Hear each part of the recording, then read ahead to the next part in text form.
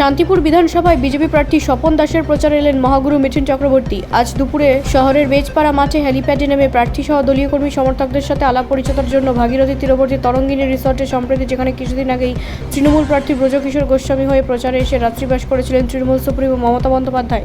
তবে শান্তিপুরে ছোটবেলা কাটানোর স্মৃতি বিজড়িত এবং পৈতৃক ভিটে বউবাজারের বাড়িতে আর যাওয়ার ফুরসত মিলবে না বলে জানা গেছে।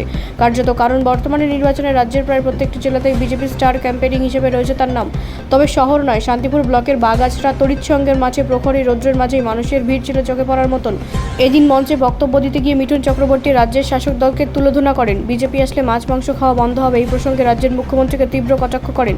মিঠুন জানান, মুখ্যমন্ত্রী আদৌ ব্রাহ্মণ তো? অপরদিকে আগামী 26 নির্বাচনে 29 তারিখে পদ্মফুলে ভোট দেওয়ার জন্য সাধারণ মানুষকে আহ্বান জানান। শুধু তাই নয়, এদিন গান গেয়ে এবং নিজের সিনেমার একাধিক ডায়লগ বলে মানুষকে রীতিমতো আনন্দ দেন মিঠুন চক্রবর্তী। তবে সকল সনাতনীদের এক কাটা হওয়ার ডাক দিয়ে বিজেপিকে জেতার আহ্বান জানিয়েছেন বিজেপির এই তারকা প্রচারক তথা অভিনেতা।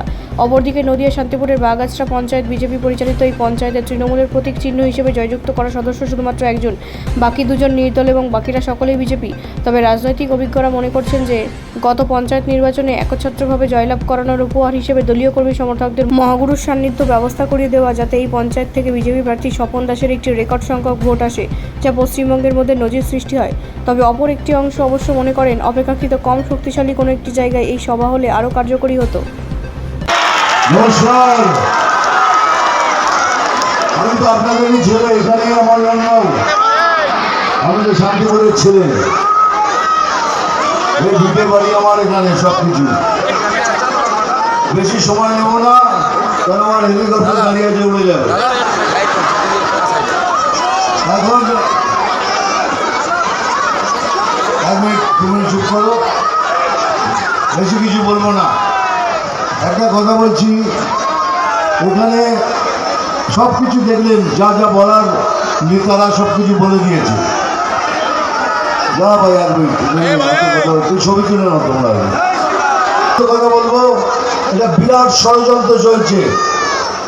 সেই ষড়যন্ত্রটা হলো, এরা রাত্রিরে মিটিং করে, ঘোর রাত্রিতে মিটিং করে, কিন্তু আমারও লোক আছে তারা খবর দেয়। এরা যদি ফিরে আসে, এদের প্রথম কাজ হবে পশ্চিম বাংলাকে পশ্চিম বাংলাদেশ করে দেওয়া। এরা পশ্চিম বাংলাদেশ করতে চাইছে। আপনারা কোথায় যাব, আমরা কোথায় যাবো তাহলে? হ্যাঁ, মারবো এখানে। পরের লাইনটা আপনারা বলবেন তো? এই বেটা, মারবো এখানে। শোনা গেল না ভালো করে? এই বেটা, মারবো এখানে। এটা অব্দি আওয়াজটা যাচ্ছে, বুঝতে পারছিস তো? আমি জল ঢোড়াও নই, বেলে বোড়াও নই, আমি জাত বকরো। আমি জল ঢোড়াও নই, বেলে বোড়াও নই, আমি জাত বকরো।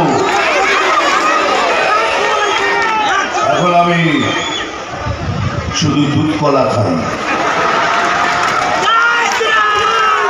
নাম তুফান, বছরে একবার আসি, যখন আসি তখন প্রলয় ঘটে, আর যখন যাই, যারা নিজেকে ভগবান মনে করে তারা তাদের অস্তিত্ব খুঁজে বেড়ায়।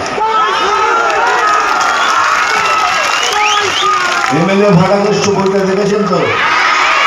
একটা বই হবে, আমরা এসে গেলে তখন এমএলএ ভাটাকেষ্ট দেখবেন, আর ঠিক ওই ওই ওই ওই করতে থাকবে। আমি এমএলএ ভাটাকেষ্ট, আমি এমএলএ ভাটাকেষ্ট, মনে থাকে যেন। ব্যুরো রিপোর্ট, রাষ্ট্রীয় প্রসার বাংলা।